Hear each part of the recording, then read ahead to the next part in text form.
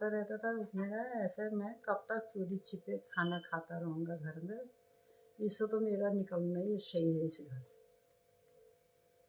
माँ को घर आया, माँ को बोला तो लास्ट मेरे को भोजन दे दे, मैं खा के अब मैं कभी घर में नहीं आऊँगा, जब आऊँगा तो बन के ही आऊँगा, नहीं तो नहीं आऊँगा वापस। चला गया।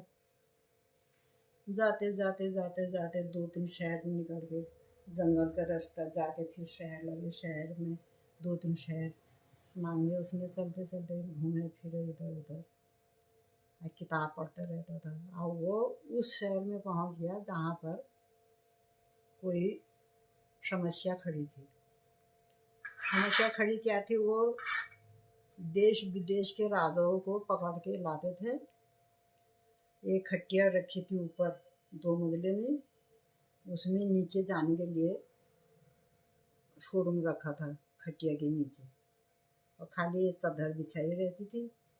चादर बिछा के उसमें राजाओं से पहले उनका लूट पाट करके अपने जमा कर देते थे, जितना भी उनके पास रहता था, पैसा पानी जर जीवर कुछ भी, उसको अपने पास रख देते। वो खटिया में बैठा के वो बैठो यहाँ पर तुम्हारा स्वागत करेंगे करके खटिया में बैठे थे। वो नीचे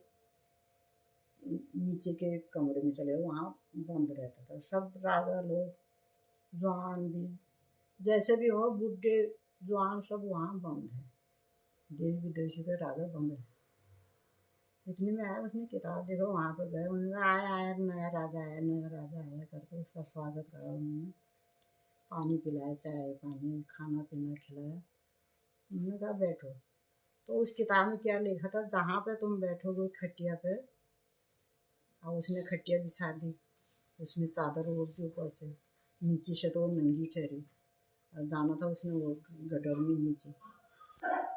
उसने कहा नहीं, किताब देखा उसने कहा जहाँ बैठोगे खटिया में झाड़ी झाड़ के बैठना, झाड़ी खाट बैठना, बिछाइए झाड़ी खाट बैठना, ऐसे लिखा था। उसने कहा नहीं, किताब में उसने ऐसे लिखा नहीं, इसे झाड़ देता हूँ, इसको झाड़ा